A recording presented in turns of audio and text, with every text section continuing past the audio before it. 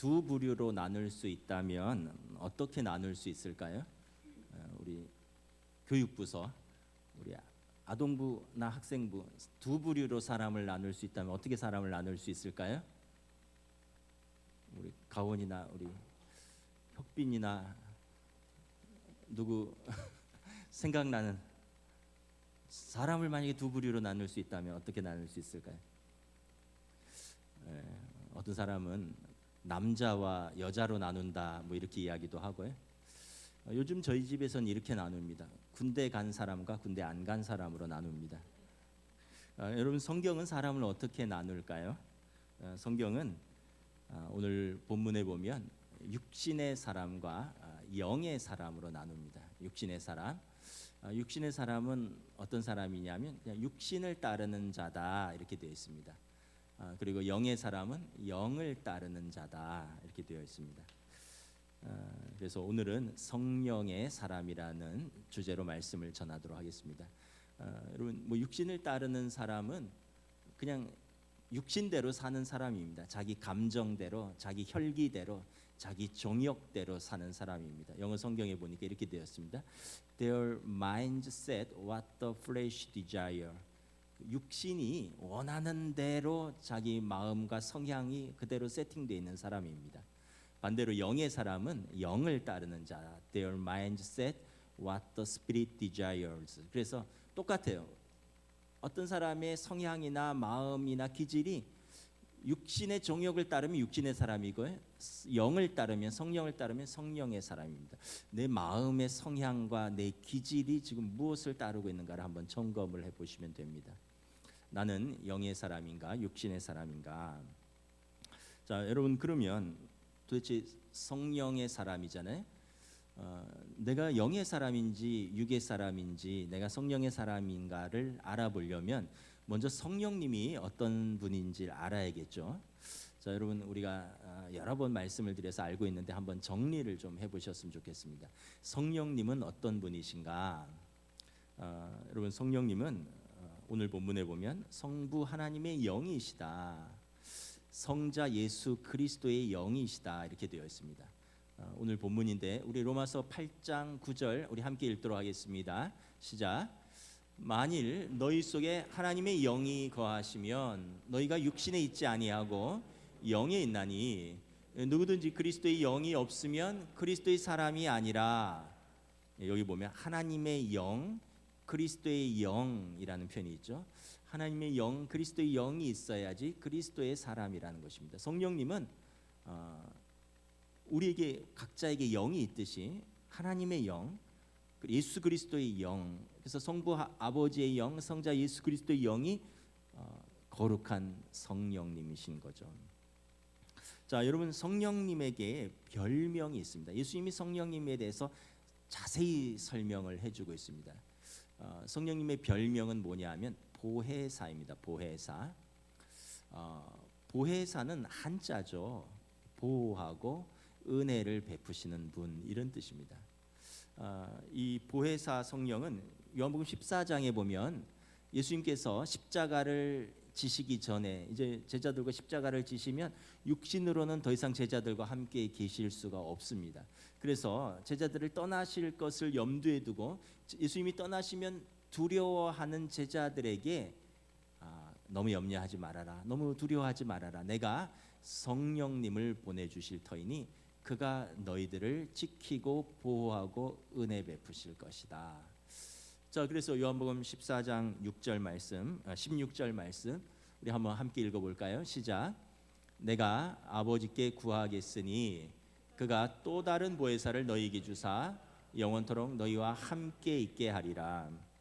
여기 표현에 보면 또 다른 보혜사라는 거죠. 또 다른 보혜사는 원래 보혜사가 있다는 말이죠. 보혜사는 보호하고 지키고 은혜 베푸시는 분이죠. 제자들에게 원래 보혜사는 예수님입니다. 예수님. 제자들 곁에서 하나님의 말씀으로 그들을 깨우치고 진리 가운데로 인도하시고 그들을 지키시는 분, 은혜 베푸시는 분, 예수님이 보혜사예요. 그런데 예수님이 떠나시면 또 다른 보혜사를 그들에게 보내겠다는 거예요. 그분이 그래서 또 다른 보혜사 할 때 보혜사가 헬라어로 파라클레토스인데 파라는 뭐뭐 곁에라는 전치사고요.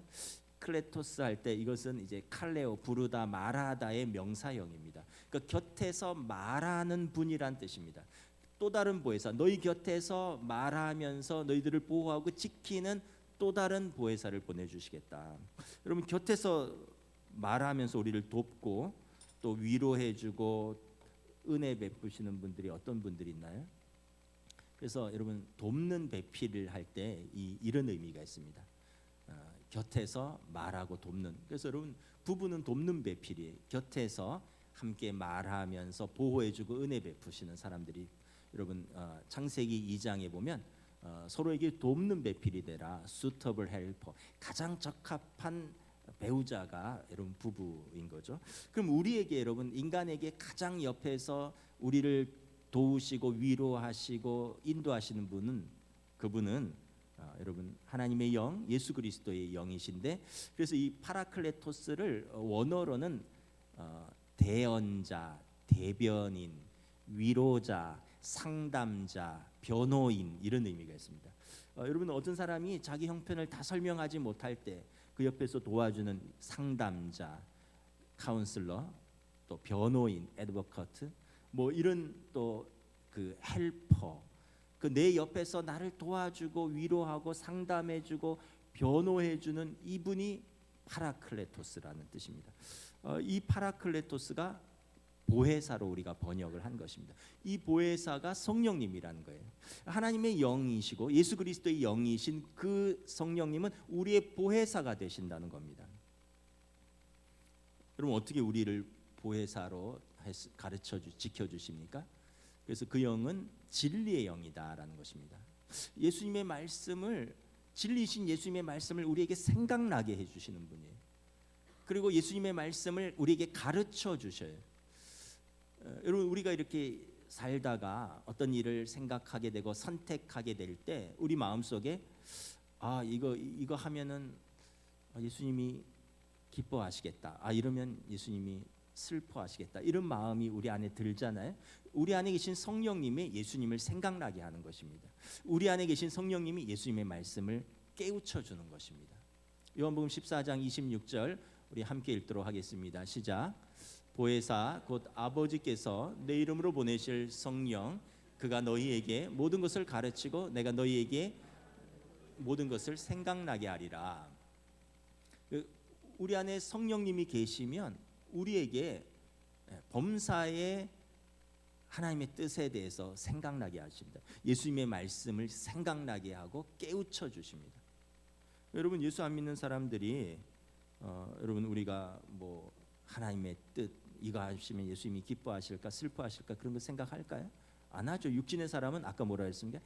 자기의 정욕대로 그냥 사는 사람입니다. 안목의 정욕, 육신의 정욕, 이생의 자랑, 그냥 자기의 정욕과 본성에만 초점이 맞춰져 있습니다. 그런데 성령의 사람은 그것도 있지만 그것을 다스리는 성령님이 계시다는 거예요. 그러니까 여러분, 그러면 우리가 내가 성령의 사람인가 아닌가 좀 판별할 수 있겠죠. 나에게 성령이 계시구나, 계시지 않는구나. 자, 여러분, 우리가 성령의 사람인가 아닌가 좀 고민될 때 몇 가지를 점검해 보면 쉽게 알 수가 있습니다.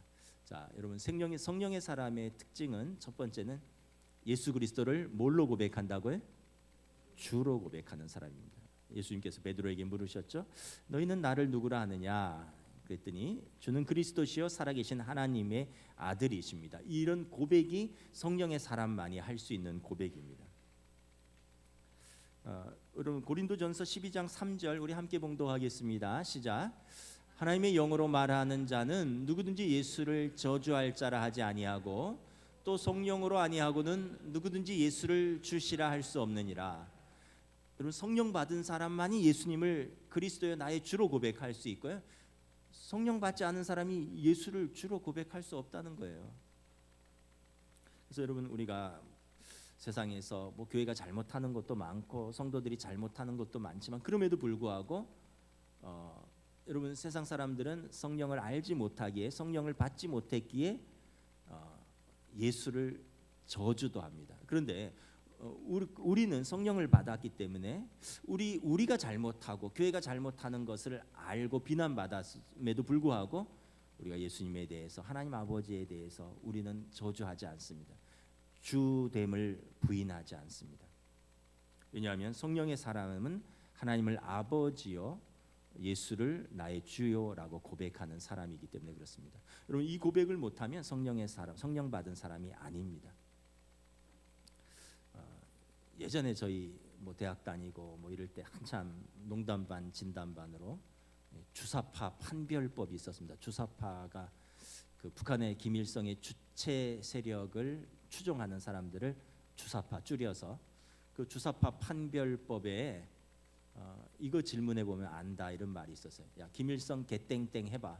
그래서 할 수 있으면 주사파가 아니고, 야 그래도 그렇지 그거는 좀 심하다. 이렇게 못하면 저 사람은 주사파다 이런 말이 있었어요. 그러니까 뭐 농담반 진담반으로 김일성 개땡땡 해봐.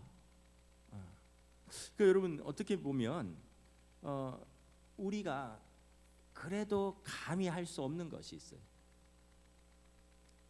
우리가 하나님을 저주하고 예수님을 부인하는 것은 우리 안에 성령님이 계시다면 우리 안에 있는 성령님으로 말미암아 성도인 우리가 감히 할 수가 없는 거예요. 요즘 좀 화제가 되고 있는 넷플릭스 다큐멘터리 중에 나는 신이다 뭐 이런 게 하도 화제가 돼서 1편은 봤습니다. 근데 1편에서 너무 역겨워서 더 뒤는 못 봤는데 뭐 7편인가 8편까지 나와 있다 그래요. 의외로 제가 무서운 거 또 너무 혐오스러운 거는 잘 못 봐요. 마음이 아름답다는 증거입니다. 죄송합니다. 아니 근데 진짜 그거는 너무 좀 역겨운 부분이 있어요. 그 JMS 정명석을 주님으로 따르고 있는 사람들이 대한민국에 뭐 한때는 10만 명이고 지금도 1만 명 이상이 있다는 거예요. 놀라운 사실은 이 사람들이 무지해서 이단에 빠지는 게 아니에요.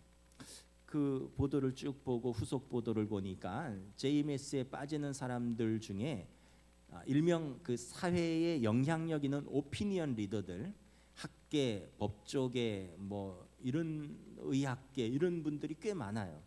언론계, 대학 교수, 의사, 검사, 변호사, 동시통역사, 방송사 PD, 국정원 고위 간부, 육사 출신의 군 장교들 이런 사람들이 그냥 곳곳에서 정명석을 추종하면서 사람들을 회유하기도 하고 협박하기도 하고 정명석을 주님으로 섬기는 거예요. 정명석을 주님으로 섬겨요. 정명석을 하나님으로 섬깁니다. 그러니까 여러분 그 영이 정명석의 악한 영에 사로잡혀 있는 거예요. 그래서 여러분 우리 영이 어떤 영을 따르는지가 굉장히 중요합니다. 성도인 우리가 하나님의 영, 예수 그리스도의 영을 따르면 우리는 성령의 사람입니다. 하나님의 자녀예요. 근데 다른 영을 따르면 그 영에 사로잡힌 사람이 되는 것입니다. 여러분 영이라고 다 받아들이시는 게 아니에요. 분별할 수 있어야 됩니다. 사탄도 광명의 천사로 위장하여 우리를 유혹한다고 했습니다. 영을 분별할 수 있어야 됩니다. 이 기준은 말씀이에요. 말씀. 하나님의 말씀 그리고 성령님께서 영을 분별할 수 있는 기준이에요. 지금도 많은 이단들의 뭐 우리 교단에서 이단으로 인정한 것들, 뭐 요즘은 설교가 저희도 영상으로 내보내기 때문에 뭐 고소 고발을 할 수 있는데 저는 목사로서 우리 교단에서 정식으로 인정한 이단들을 말하는 겁니다. 신천지, 뭐 어머니 하나님, 하나님의 교회, 뭐 이런 JMS 이런 데 보면 다 비슷비슷한데 제가 그래서 그 정명석 그 교회 그 판교에 유명한 교회가 있더라고. 설교를 조금 들어봤어요. 어떤 여자분인데 정명석 수제자래요. 설교를 하는데 모르면 그럴듯하게 들릴 수 있어요. 하나님과 사랑에 깊이 빠져봐야지만 진짜 사랑을 알 수 있습니다.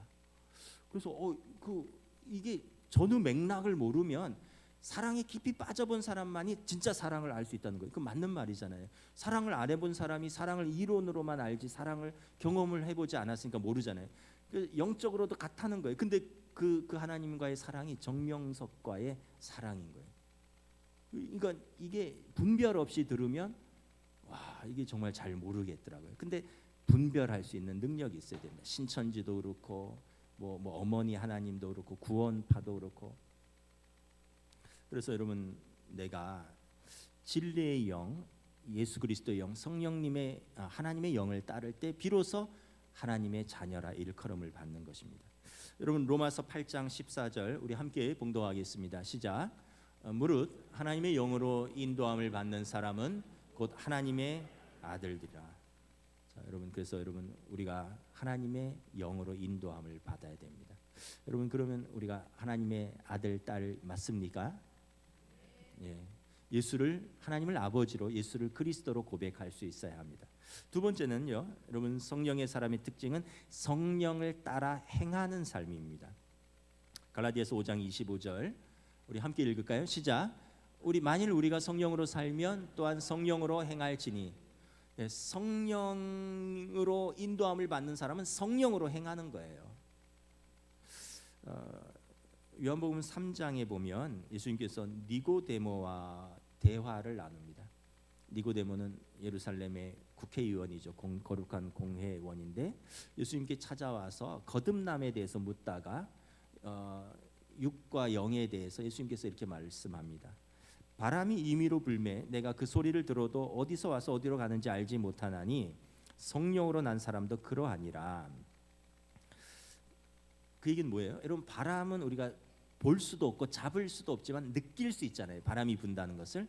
성령의 사람도 그와 같다는 거예요. 만나보면, 그 사람과 대화해보면, 그 사람하고 같이 동행해보면 그 사람이 성령의 사람인지 아닌지 알 수 있다는 겁니다. 왜냐하면 보지 않고 보이지 않고 어떤 면에서 잡을 수 없지만 느낄 수 있는 거죠. 여러분, 어떤 사람을 만나서 우리가 대화를 좀 해보면 그 사람의 관심사가 무엇인지 알 수 있습니다. 어떤 사람은 뭐 이야기만 하면 뭐 돈 하고 부동산 하고 뭐 돈 버는 법, 돈 되는 법 뭐 이러면 뭐라 그러니까 money oriented person이라 그러죠. 그냥 돈에 이렇게 함몰되어서 돈이 모든 것에 동기부여를 하고 그걸 쫓아가는 사람입니다. 어떤 사람을 이야기해 보면 그 사람의 이성관이 어떤지를 알 수가 있어요. 저 신학교 들어갔는데, 신학대학교 1학년 때, 전 뭐 직장 다니다 들어가서 30살에 들어가서 신학교 1학년 때 4월에 집사람하고 약혼하고 11월에 결혼을 했습니다. 그런데 이제 대학원 동기 중에 제 대학 동기가 있었는데 이 친구가 제가 약혼하고 이러니까 좀 부러웠나 봐요. 나이가 30살이 되고 그랬으니까. 야, 저를 보면 항상 하는 말이, 은성아, 나도 여자 좀 소개시켜줘라 이러는 거예요. 제가 좀 낯설게 들리는 거예요. 이게 교회 용어가 아니거든요. 그리고 더더군다나 신학대학원까지 왔는데 우리 교회 용어는 뭐예요? 형제, 자매가 있잖아요. 야, 나도 좋은 자매 있으면 믿음 좋은 자매 좀 소개시켜줘라. 여러분, 이게 전도사 입에서 나와야 될 정상적인 말이지. 전도사가 전도사에게 야, 나도 여자 좀 소개시켜줘라 이러는데 뭔가 이 친구가 좀 낯선 거예요. 이성관에 좀 문제가 있겠다. 그래서 좀 이렇게 좀 세월을 지나가면서 대화도 해보고 교제를 해보니까 뭔가 좀 이성관에 문제가 있어요. 신앙적인 이성관이 성립되어 있지 않은 거예요. 그래서 제가 볼 때마다 저한테 야, 은성아, 여자 좀 소개시켜줘라 하지만 제 마음속에 너는 안 되겠다. 너는 안 되겠다. 다른 사람은 몰라도 너만은 안 되겠다. 왜냐하면 그 자매 망칠 일이, 뭔가 신앙적인 이성관이 확립이 안 돼 있는 거예요. 함부로 소개시켜 줄 수 없는 거죠. 여러분, 우리가 이렇게 우리의 말과 선택과 어떤 대화와 행동에 따라서 우리가 어디에 영향을 받는지, 무엇에 이끌려 사는지가 드러나게 되어 있습니다.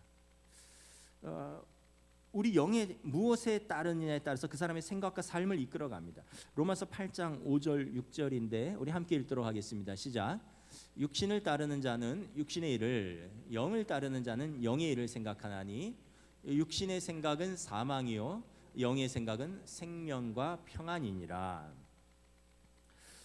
여러분 육신을 따르는 사람은 아까 육신의 정욕과 안목의 정욕과 이생의 자랑, 그냥 내 감정과 또 정욕과 어떤 본성대로 살면 하나님의 말씀에 순종할 수 없습니다. 하나님의 말씀에 순종할 수 없으니까 하나님을 기쁘시게 할 수 없어요. 더 나아가 하나님과 원수되는 길을 가는 것입니다. 그런데 여러분 영에 속한 사람은 반대로 생각합니다. 무엇을 할 때, 무엇을 생각할 때, 무엇을 선택할 때, 무엇을 행동할 때, 이게 하나님께서 기뻐하시는 일인가? 이게 하나님께서 슬퍼하시는 일인가를 우리로 하여금 생각나게 하는 것입니다. 그리고 우리가 그것을 생각하고 그것을 의식하고 그래서 선택한다면 우리는 성령의 사람이 되는 것입니다. 그리고 그 결과는 뭐예요? 생명과 평안입니다. 왜냐하면 하나님의 뜻을 따라 선택했기 때문에 그 길이 어려운 길이고 때로는 그 길이 고난의 길일지라도 그 결과를 하나님께서 인도하시는 겁니다. 왜냐하면 생명과 평안은 하나님께서 주시는 것이니까. 반대로 여러분 우리가 육신을 따라서 살면 그때는 내 편한 대로 내 하고 싶은 대로 선택을 했는데 그 결과는 하나님을 기쁘시게도 못하고 하나님과 원수되는 그런 파괴적인 결과를 가져오는 것입니다. 그러면 우리가 생각할 때 내 성령의 사람 맞구나. 내가 예수를 주로 고백하고 하나님을 아버지로 고백하고 또 우리 삶에서 그래도 이게 예수 믿는 사람으로서 이러면 안 되지 이런 의식이 있잖아요. 여러분 그게 경건입니다. 내 안에 예수 믿는 사람이 이러면 되지 안 되지, 이게 여러분 경건의 기준입니다. 그럼 내가 성령의 사람임이 분명하죠.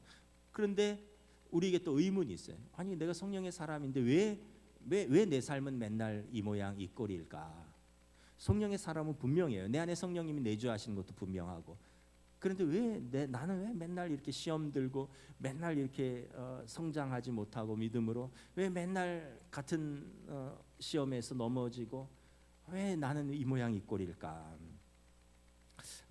이것은 여러분 성령은 받았는데 성령 충만하지 못하기 때문에 그렇습니다. 성령 충만함. 여러분 성령 충만함이 뭐냐면 사도 바울은 이것을 술 취함에 비유했습니다. 술 취함에. 에베소서에 보면 이렇게 말씀하고 있습니다.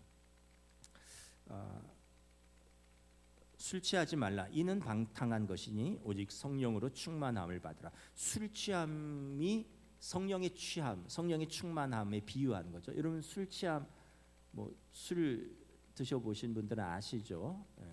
여러분 술 먹으면 어떻습니까? 처음에는 한 잔, 두 잔 먹으면 기분도 알딸딸하고 기분이 좋기도 하고, 근데 이제 세 잔, 네 잔 먹으면 처음에는 내가 술을 먹는데 나중에 술이 나를 먹습니다. 그러면 이제 정신이 혼미해지고 그 내 몸과 내 마음과 내 육신을 내가 통제를 할 수가 없어요. 왜냐하면 알코올이 내게 가득 차서 내 자신을 통제하는 겁니다. 마찬가지로 성령의 충만함도 그렇다는 거예요. 내 영과 삶의 영역에 내가 하나님의 말씀에 조금씩 순종해서 처음에는 내가 순종을 하는 것 같습니다. 그래 이건 내가 예수 믿는데 내가 하나님의 자녀인데 이건 지켜야지, 이건 내가 순종해야지. 그런데 어느 순간 하나님의 말씀이 내 안에 가득 들어오는 거예요. 어느 순간 성령님께서 내 안에서 크게 역사하는 거예요. 작은 순종과 작은 출발을 했는데 믿음이 안에서 막 자라는 거예요. 그리고 큰 나무가 되고 가지가 우거지고 잎들이 무성해지고 거기에 새들이 깃들 정도로 커지는 겁니다. 이게 충만이에요. 나의 작은 순종과 또 나의 작은 말씀에 대한 반응입니다. 그런 것이 이제 안에서 크게 역사하는 겁니다. 여러분 누룩 예전에 그 수제비 만들고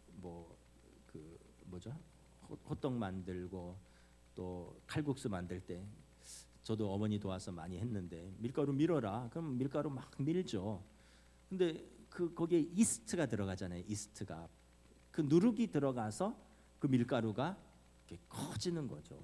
작은 누룩이 큰 밀가루 덩이를 만들듯이 아까도 작은 한 잔 한 잔의 술이 우리를 이제 나중에 술 취함으로 가득 채우듯이 하나님의 말씀의 작은 순종, 하나님의 말씀의 작은 반응들이 어느 순간 우리로 하여금 성령의 충만함으로 채우는 거예요. 근데 반대로 여러분 작은 불순종들이 쌓이면 어떻게 될까요?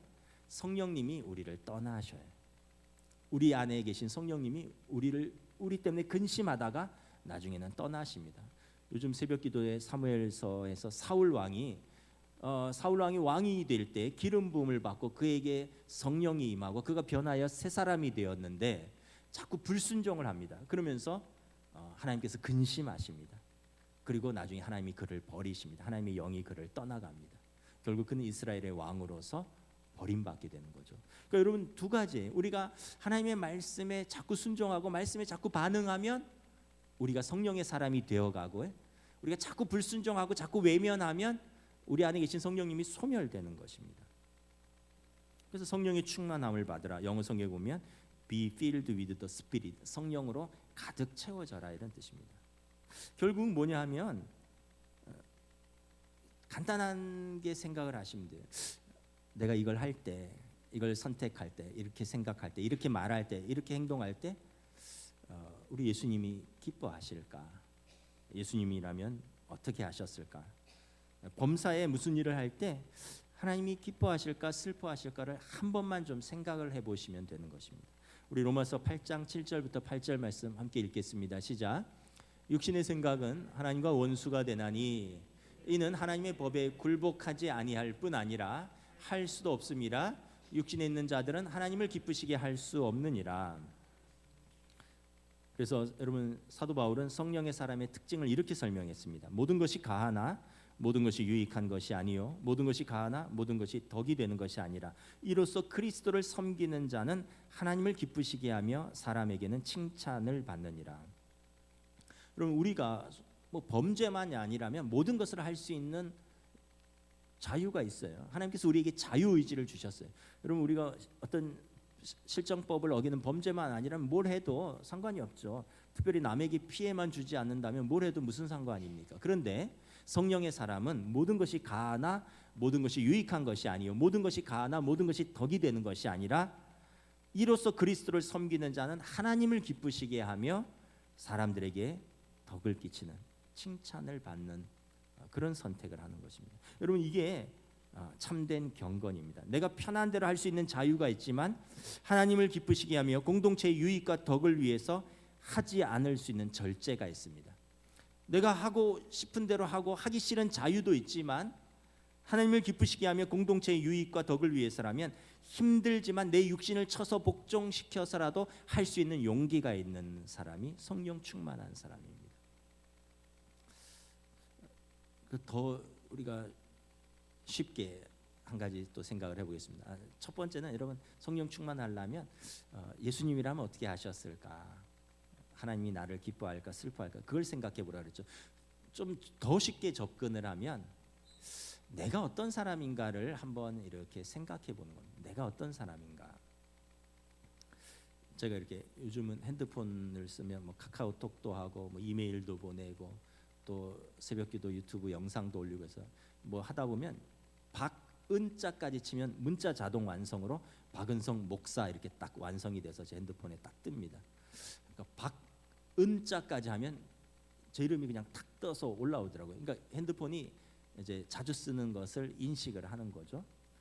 유튜브에서도 제가 새벽기도 영상을 올리려고 필동 동원교회 새벽기도 가로 열고 박 하면은 박은성 목사 쫙 떠요. 그래서 제가 순간적으로 내 전화기는 그리고 내 유튜브 채널에서는 나를 어떻게 인식할까요? 목사로 인식하는 겁니다. 박은성 목사 이렇게 인식을 하는 거예요. 그리고 보니까 그 코로나 3년 동안 유튜브에 새벽기도 수요 뭐 주일 뭐 이렇게 영상이 무려 1000개 이상을 제가 올렸더라고요. 그러다 보니까 그 알고리즘에 의해서 필동 동원교회 뭐 무슨 새벽기도 수요 예배하고 괄호치면 그냥 박은성 목사가 자동으로 저는 완성이 됩니다. 그때마다 제가 느끼는 게 뭐냐면 내가 목사구나 하는 걸 다시 한번 깨닫습니다. 내가 목사구나. 여러분, 살다 보면 참 열받는 일이 많이 있습니다. 화날 일이 많이 있어요. 목사라고 없겠어요? 근데 그래도 목사라고 한번 생각을 해보는 거예요. 우리 교회는 주차장을 주민들에게 낮에 개방을 합니다. 뭐 어제도 또 누가 낮에만 좀 될 수 있느냐, 뭐 저녁에는 안 되지만 낮에는 될 수 있다. 저녁에는 새벽에 우리 교인들이 새벽 기도도 오고 낮에는 개방을 하니까 괜찮다. 그 지역에 우리 골목에 사는 주민들, 뭐 옆에 있는 기업 회사들 또는 뭐 이렇게 해서 이렇게 낮에 돼요. 근데 주차를 하면 제가 볼 땐 좀 센스가 있고 배려를 해서 하면 좋은데 두 가지 부류로 주차를 하는 분이 있어요. 첫째는 정말 운전이 미숙한 김여사가 있어요. 차를 딱 대는 걸 보면 아, 이분은 운전이 미숙하다 아니다를 알 수 있어요. 또 한 부류는 자기 편한 대로 주차를 하는 분이 있어요. 주차장 안쪽에 자리가 많이 있거든요. 안쪽엔 절대 안 들어갑니다. 그리고 교회 입구에 대는데 입구에 대니까 다른 차들이 들어가기나 나가기가 어렵고 안쪽에 댈 수 있는데 어중간하게 돼서 안쪽에 두 대 댈 수 있는데 자기 한 대가 떡 돼서 다른 차들이 대기가 어렵게 하는 사람들도 있어요. 또 어떤 분들은 대충 주차를 하는데 자기만 나가기를 편하게 된 거예요. 그래서 우리 좁은 골목에서 이렇게 돌려서 나가는데 다른 차들이 돌리기가 굉장히 어렵습니다. 자기는 편하게 주차를 한 거예요. 그리고 어떤 차는 심지어 교회 좁은 마당 안에서 돌려요. 그러면서 교회 화분도 깨고 시설물도 망가뜨리고 이러면서 하는데 메모 하나 안 남기고 가는 사람들도 있어요. 가장 열받는 주차는 뭐냐면 주차하고 연락처를 안 남기는 거예요. 오늘도 아침에 어떤 차가 주차를 했는데 이제 새벽에 이제 교회 이렇게 점검하면서 이제 빼라고 연락을 하던데 연락처가 없어요. 정말 그러면 너무 화가 나요. 그래서 몇 번 교회 마당에서 그런 분들하고 제가 좀 주의도 주고 또 때로는 좀 양해도 구하고 그런데 적반하장으로 저한테 화를 내는 사람이 있어요. 뭐라 그러냐면 아이 교회가 그런 것도 말이야 배려를 안 한다고 말이야. 아이 말이야 뭐 그런 것도 뭐 아니 배려해서 주차를 하라 그랬는데 잘 좀 주차해서 다른 사람들 오고 들어가는데 편하게 좀 그리고 주차하고 그다음에 이 안에서 돌리지 말고 이 안에서 막 돌리다가 이것저것 부딪혀서 깨지 말고 잘해달라고 하는데 막 화를 내고 저랑 싸우자고 하는 사람이 있어요. 그러면은 어떻게 해요? 저는 혈기가 없겠습니까? 확 올라오는데 그때 드는 생각이 뭐냐 하면 내가 목사 아니냐. 네가 목사잖아. 그리고 이 동네 사람들은 네가 목사인 걸 다 알고 있는데 교회 주차한 걸로 싸우면 교회 덕이 되겠느냐. 그 사람 마음에 그래 다시는 내 교회에다 주차 안 한다. 다시는 내가 교회 발도 안 들인다. 다시는 내가 예수에 대해서 뭐 예자도 안 믿는다. 왜냐하면 목사가 나한테 그렇게 했다. 이렇게 얘기를 하거든요. 그래서 항상 여러분 그런 상황이 와도 내가 누군가를 한번 생각하면 또 참아요. 성경에 보였으면 마땅히 주의 종은 다투지 아니하며 제 고집대로 하지 아니하고 급히 분내지 아니하며. 그 말씀을 제가 알고 있는데 제가 그런 걸로 다투고 고집대로 하고 급히 분내면 그 한 사람이 교회에 대해서 하나님에 대해서 예수님에 대해서 성도에 대해서 이미지가 안 좋아지면 또 그게 저로서는 또 합당치 않기 때문에 또 참는 거예요. 여러분 가정에서도 마찬가지죠. 부모님이라고 다 저한테 제 마음에 들 수 있겠습니까? 부모님도 저한테 때로는 좀 부당하게 할 때도 있고 그 제가 부모님에게 화를 내고 싶을 때도 있는데 근데 이제 저도 그때마다 생각하는 거죠. 내 부모를 공경해라. 내가 땅에서 잘 되고 약속 있는 첫 계명이라. 그러면 그래. 내가 육신의 부모를 공경해야지. 하나님께서 내게 주신 계명인데 그래야지 우리 자녀들도 나한테 공경하겠지. 이런 마음이 들면 또 누르는 겁니다. 부부싸움이라고 왜 안 하겠어요? 목사라고 부부싸움 안 하겠습니까?